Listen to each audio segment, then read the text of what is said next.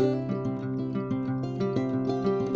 semuanya, jumpa lagi bersama saya Coach Hendra Hilman di channel YouTube Coach Hendra Hilman. Bagi Anda yang pertama kali baru nonton channel saya, jangan lupa Anda bisa komen di bawah, lalu bisa subscribe dan share ke teman-teman Anda supaya Anda bisa membantu mereka juga, sahabat-sahabat Anda dan teman-teman Anda yang mungkin membutuhkan materi ini ya, karena sharing is caring. Oke, so saya hari ini akan sharing langsung to the point aja kepada Anda ya.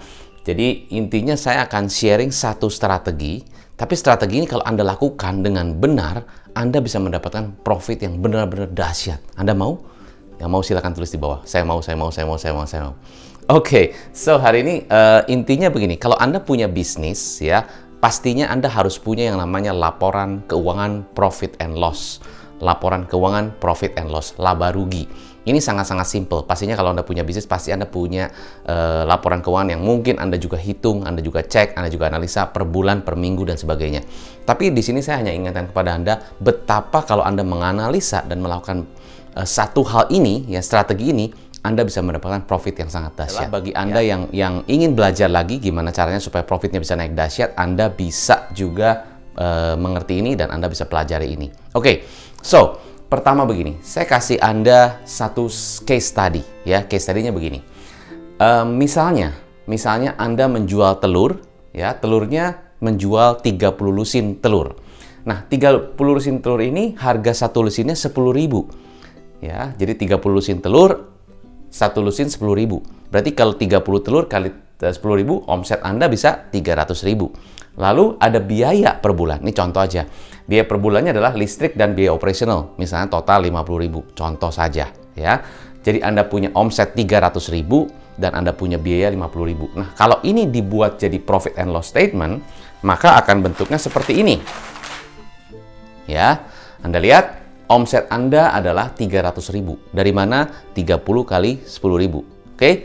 Lalu modal Anda atau COGS singkatan dari Cost of Goods Sold. Cost of Goods Sold adalah itu adalah modal. Jadi setiap produk yang kita jual itu ada modalnya. Nah, modalnya dengan harga jual dengan omset 300.000 adalah 180.000. Oke. So, kalau gitu kita bisa hitung gross profitnya adalah 300.000 dikurangi 180.000, yaitu adalah 120.000.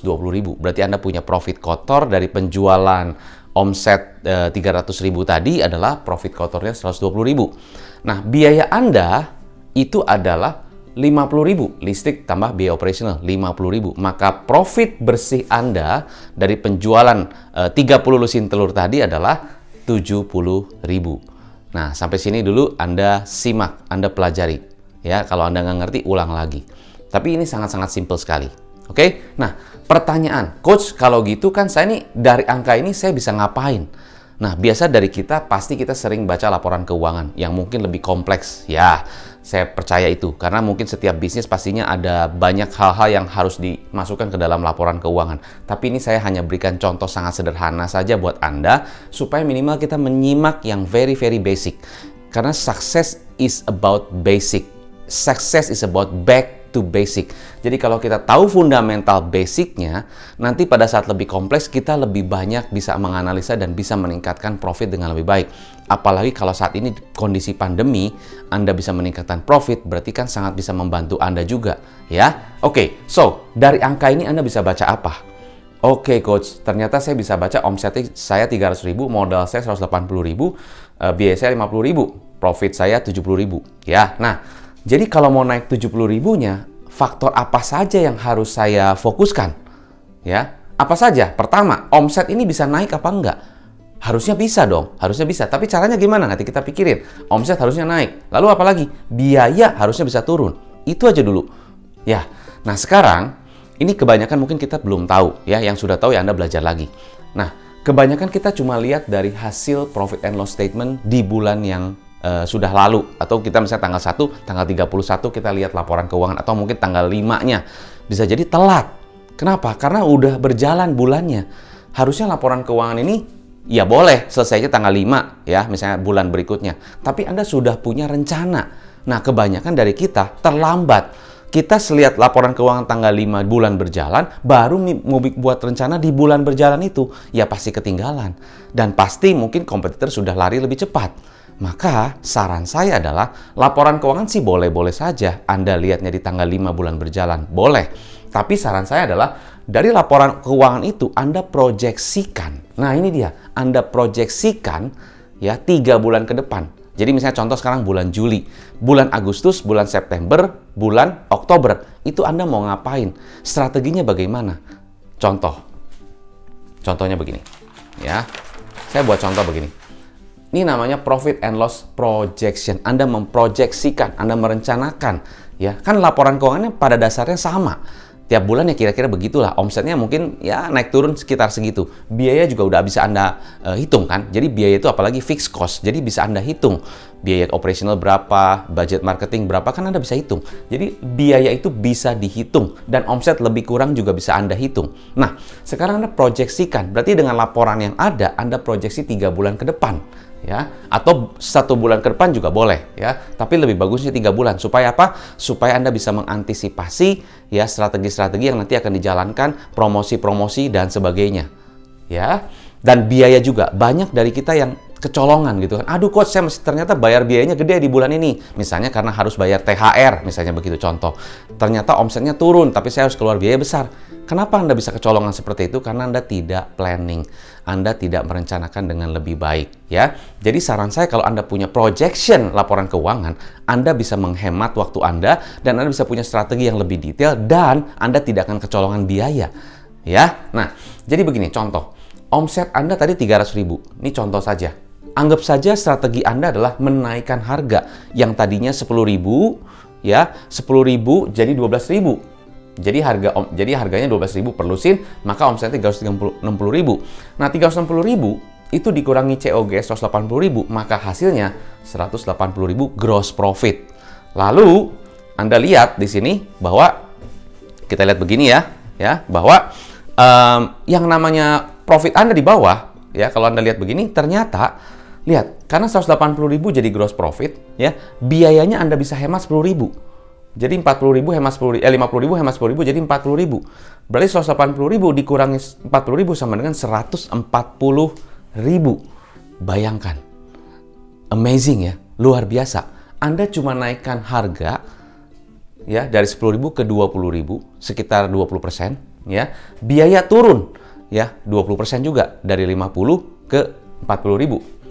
Profitnya ternyata naiknya lebih dari 2 kali. Lihat. Tadi 70.000 kan? Atau 2 kali lipat bahkan, ya. 70.000. Jadi 140.000, bisa lebih dari 2 kali. Tapi ini adalah dahsyat. Harga naik 20%, biaya turun 20%, ternyata profitnya bukan 20% naiknya, tapi bisa 2 kali lipat. Lihat, 140.000, amazing. Dahsyat sekali. Nah, Anda juga bisa terapkan di bisnis Anda dengan cara demikian. Pertanyaan, Coach, caranya naikin harga gimana? Kan saya sudah jual harga segitu, malah saya perang harga, bukan naikin harga. Gimana nih? Banyak video-video saya yang sudah saya sampaikan mengenai bagaimana cara kita menjual dengan lebih tinggi, lebih mahal. Bisa. Caranya apa? Kita bangun persepsinya. Bukan hanya jual fungsional tentang telur, tapi bangun secara emosionalnya, persepsinya. Misalnya telurnya kemasannya diganti jadi yang lebih bagus, yang lebih ketat gitu kan, plastiknya diganti, dikasih desain sedikit tulis telur yang kualitas best quality dengan mengandung omega 3, kaya akan vitamin ini dan itu dan sebagainya. Anda bikin desain yang bagus ya, kemasan yang lebih bagus, telurnya Anda lihat warnanya dan sebagainya lebih bersih, mungkin begitu, cari lagi supplier yang lebih bagus dan sebagainya. Anda bisa angkat persepsi dari telur itu.